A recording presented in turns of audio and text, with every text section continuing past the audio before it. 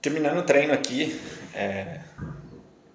de corrida e pensando com os meus botões corporais sobre algumas coisas, me veio muito forte a questão da inteligência e queria deixar armazenado aqui, guardado um pouquinho daquilo que eu refleti durante a corrida. De fato, a inteligência ela é algo que se tem colocado como primazia de um aspecto humano, né? Como aquilo que nos diferencia na cadeia de seres vivos, racionais e que de fato é uma garantia de hierarquização da espécie, né? E pensando um pouquinho sobre, algumas coisas me vieram a concepção perceptiva nesse sentido, é que a inteligência é de fato algo que se busca compreender-se como um aspecto situacional, né? Então, eu sou inteligente no meu âmbito de trabalho, na minha escola, apresentando um trabalho, fazendo um vídeo, e o que garante que eu tenha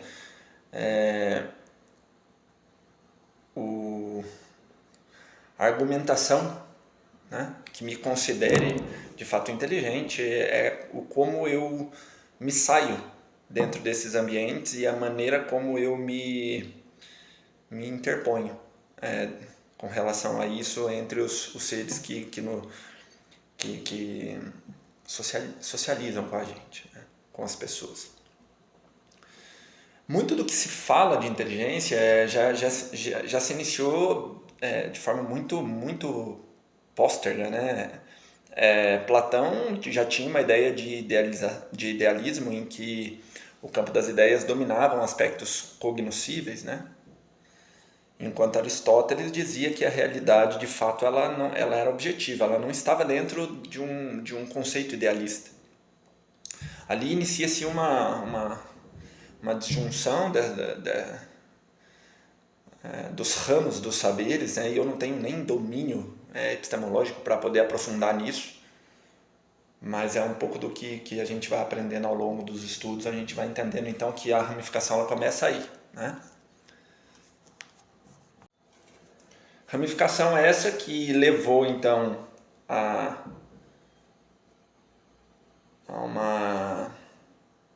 um contingente científico, né? Que cada um teve a sua abordagem construtiva baseada nesses critérios, né? Um dos aspectos ramificados do idealismo é o racionalismo, e que com a expoência de René Descartes se torna ainda mais evidente com a Revolução Científica, né? De que a gente não conseguiria entender a realidade ou a verdade nesse sentido cartesiano por aspectos sensíveis, né? por dinâmicas sensoriais, porque elas nos enganam, os sentidos nos enganariam. Então era necessário que a razão fosse de fato aquilo que determinasse a nossa capacidade de percepção da verdade. E diante disso, diante de toda essa construção ao longo do tempo, para um viés realista, se deságua então alguns critérios, né, de que a realidade de fato ela precisa ser alcançada, e ela se alcança através de relações, né? O behaviorismo com Watson vem trazer isso, a fenomenologia vem trazer isso do Rousseau, e aí deságua numa dinâmica relacional que traz em si que o conhecimento ele é fruto então de uma busca, ele é fruto de uma relação de exploração, de imanência, né? de que a gente precisa estar onde está para poder tirar a consideração daquilo, o significado daquilo e de fato inteligir. né?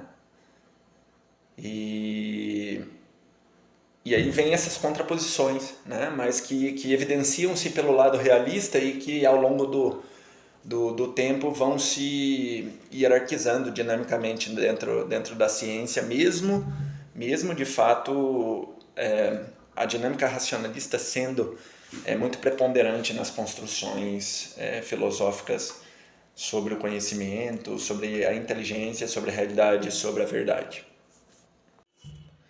Mas eu quero ficar aqui, eu quero me fixar dentro do caminho do realismo, né? E trazer três correntes dentro desse realismo, já que eu posso dizer, o que me chama mais atenção dentro do aspecto realista e de toda transição baseada no conhecer, né, no conhecimento e na realidade da verdade, o realismo me apetece, né? Então, o realismo como uma realidade indireta, de que toda informação contida ela é de fato imprópria para que se tenha, de certa maneira, o conhecimento daquela realidade, né? Então, a realidade ela está sim, mas ela está de uma maneira pouco estabelecida, né? E para que a gente consiga, de fato, criar um contingente inteligível daquilo que a gente observa e percebe, né, através do realismo indireto, nós necessitaríamos então de uma entrada dessas informações até um órgão que fosse fundamental para a organização dessas ideias, né, processando e criando engramas e representações dessas informações e gerasse uma saída consciente e perceptiva daquela realidade, né? O realismo indireto, então, ele, através de uma ramificação própria, ele estabelece o cognitivismo como essa estrutura de inteligibilidade, né?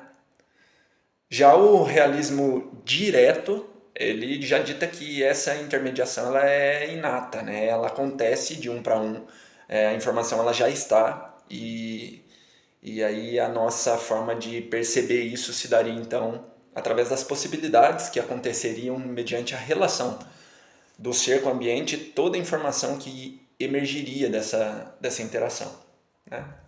E um terceiro aspecto que também me chama muita atenção do realismo é o realismo especulativo, que diz que não há necessidade de se ter relação para que haja objetividade e clareza na realidade circundante, né? Então ele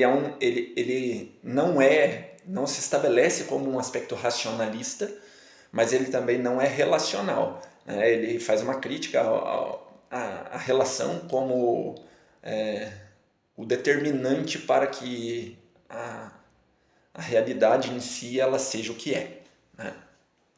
Ambas as três elas foram muito estudadas, cada um criou um contingente específico para desenvolvimento do que é inteligência, do que é cognição, do que é percepção, do que é ação, né?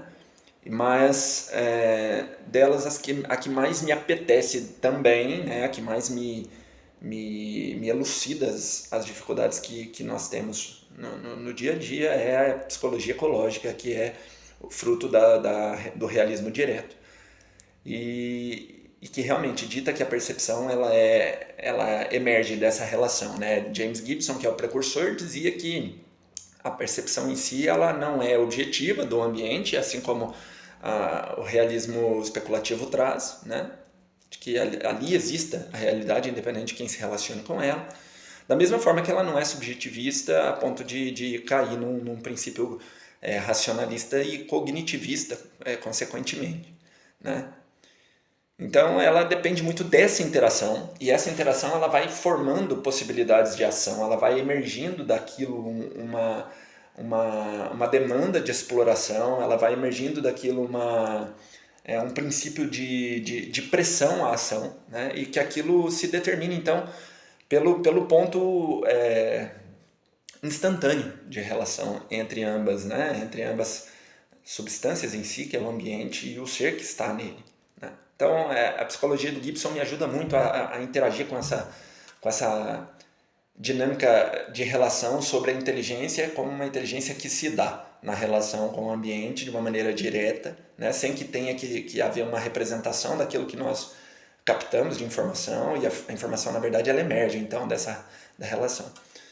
Então, voltando lá para Aristóteles, que podia, de fato, ser considerado esse realista, até especulativo, já que para ele a realidade coexistia já na sua própria subsistência, eu vou dizer que muito do que a gente pensa sobre inteligência hoje foi deixado de lado por um contingente construtivo composto de corpo e alma que vem de Aristóteles, né?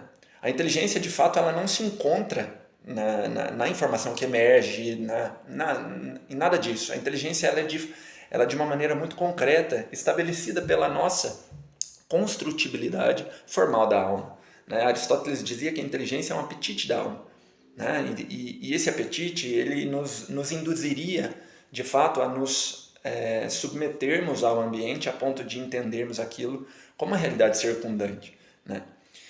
Então, de forma muito concreta, o fato da inteligência se manifestar num corpo, né? E hoje já tem teorias de corporificação, de distribuição dessa inteligência ao ambiente e tal, é muito interessante para categorizar essa manifestação inteligível, mas de uma forma muito ontológica, a abrangência da alma como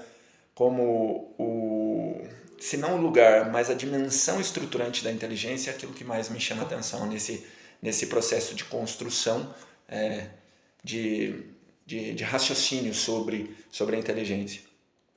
A nossa alma precisa ser alimentada, ela nos alimenta enquanto corpo, já sendo causa formal desse corpo, né? E muito do que se manifesta então nesse corpo por aspectos inteligíveis se dá de fato porque a alma possui essa qualidade que tanto nos diferencia de seres também que são criados e que estão estabelecidos no mundo. Então esse vídeo traz um pouco dessa construção filosófica e um pouquinho do que me direciona a conceitos baseados na estrutura da realidade. Um deles é a inteligência, né? Então essa inteligência, de fato, ela não está no corpo, ela não está no ambiente, mas ela só pode se manifestar dentro dessa relação organismo-ambiente.